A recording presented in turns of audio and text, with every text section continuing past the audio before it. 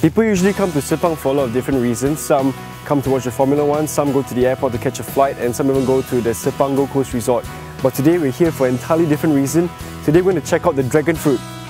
Frog lah. No, dragon fruit, right? Frog, man. No, seriously, dragon fruit. No, dude, it's frogs. Shh, I didn't get the memo. Yay, frogs!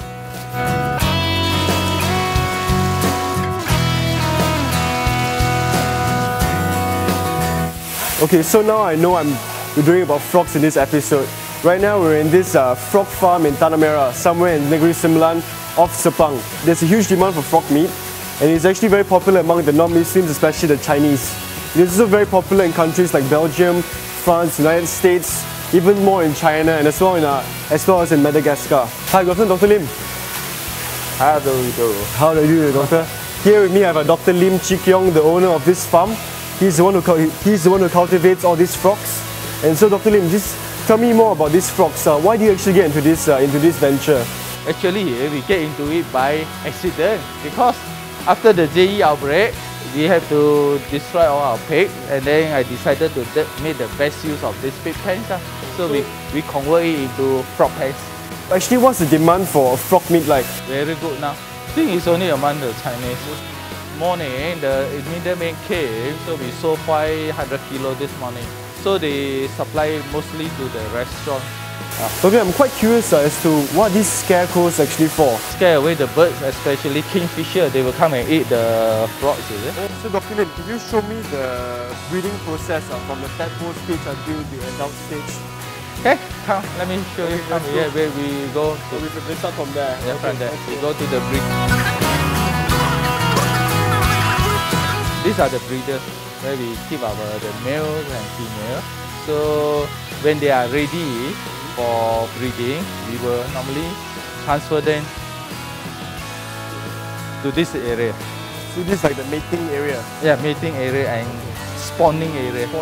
Mating and so all those are the eggs. How long does an egg take to hatch? I think 4 days old. These are the breeder here. You see, there is a male, there is a female. How do you differentiate the male and female? The males normally the throat are yellowish, whereas the female white. And how long does it take for them to mature and grow bigger? From 2 weeks old, they become froglet. They climb up there. They grow the leg and then the tail start being absorbed in. Doctor, so how long does it take for a frog to reach mature stage or adulthood? Normally it's 4 to 5 months. It depends on the market. Like for the KL market or the local market, normally we go for 3 pieces per kilo. Oh, 3 pieces per kilo. Whereas for the Singapore market, we go for 5 pieces per kilo, so which is only 200 grams per piece.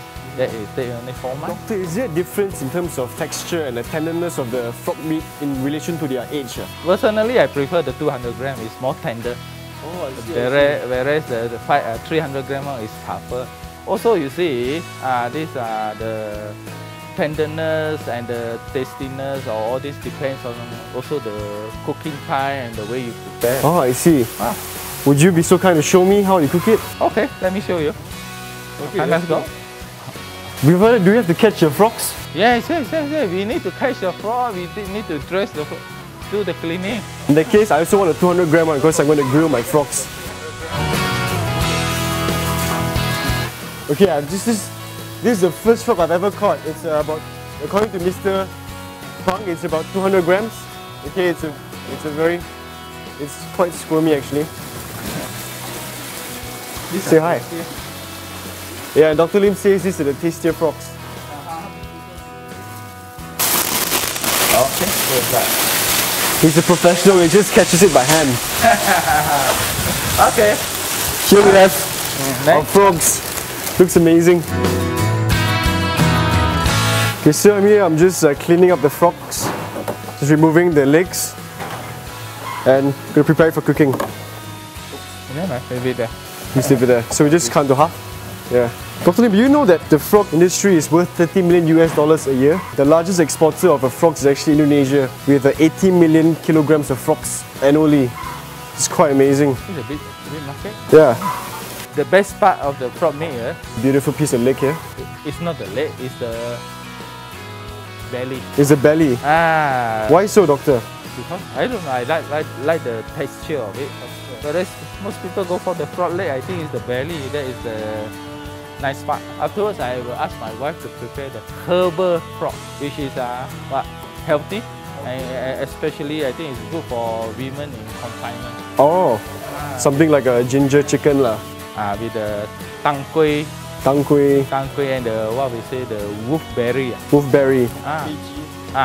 Yeah, those are Chinese herbs that are usually used in Chinese cooking. Okay, here we are. Okay. We prepped our frogs and it's ready to be cooked. So your wife is going to show us the recipe? Yes, and you show us your recipe? Yeah. Okay, let's go. Let's go. Oh. Come on, let me introduce my wife to you. She's Lilian, and she's a good cook, and she will show you how to prepare frog in a healthy way. So how are you going to do this, Miss Lilian? Are you going to steam it or boil it? Steam it. Oh, just steam it. Yes. So what do we have here? This one? This is the KG. Oh, okay, yeah, KG. This is Chinese wolfberry. This is the tang Tang kui. yes. It's a very common Chinese herb usually used in medicines and herbal soups. Yeah. So it's actually quite straightforward. Nothing fancy about it. Just like that. Just steam straight away. Yeah. So how long will it 5 take? minutes. Around 5 minutes. 5 Okay. minutes. Okay, now can start the Oh, Okay, the can actually water boil? start. Okay. The water is boiling. Wow. Okay. Put this in for you. Okay. Do the timing for you. Okay. So timer on 5 minutes. Okay, 5 minutes. Miss Lilian is going to be doing her version. I'm going to be doing my own version of grilled frog legs with an Indonesian style sambal made of tomatoes, shallots and things like that. Okay, so I'm going to prep my sort of sambal now. The sambal is very simple. It's an Indonesian style sambal. It's going to be made with shallots, some tomatoes, chilies. You can use as much as you want depending on the heat you like. Some ginger, some sugar, some palm sugar or gula melaka, which is actually unrefined palm sugar, and belacan, which is actually a fermented shrimp paste, very pungent stuff, so you gotta be careful. Some salt, pepper, oil, the basic things.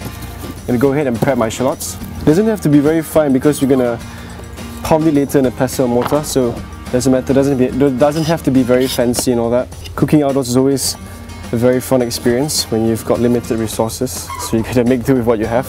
So in here I've got my tomatoes, I've got my shallots, and I'm going to add in the chili now. Depends on you, how much you like, however spicy you want it to be, it's your choice. So very simple, nothing fancy about it. Trim off the stalks, cut into 2, just throw it in. And I'm going to bring it over to my stove. I'm going to just fry it for a while until the tomatoes lose their water. And then pound it into a paste, add my other seasonings and fry it again to get the color and the aroma. We heat up the pan, add some oil, add in your tomatoes, shallots and chilies. Make sure you hear it sizzling. If it doesn't sizzle, take it right out. Make sure your pan is hot enough. Now add a bit of salt, just to taste. Stir it around. It's a very simple recipe. You can find all these ingredients in your fridge. I mean, when you're, rushing. I'm sure you have shallots at home. If you don't have shallots, you can even use onions, red onions preferably. Just tomatoes and chili. If you don't have fresh chilies, you can use dried chilies, no problem. Okay, now I've cooked off most of the water from the tomatoes and the shallots. I'm going to transfer it into a pestle mortar, or what we locally know it as lesong.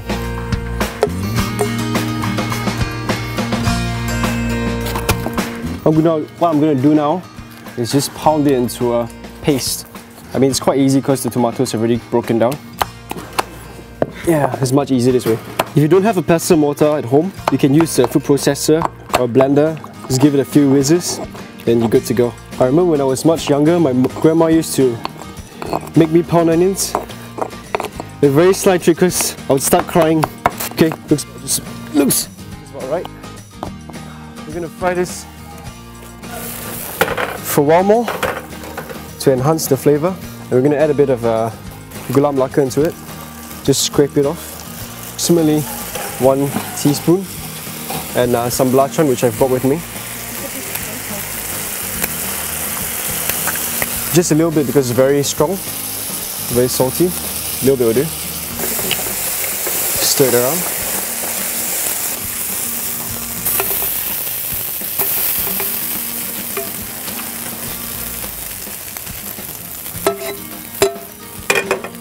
sambal's done.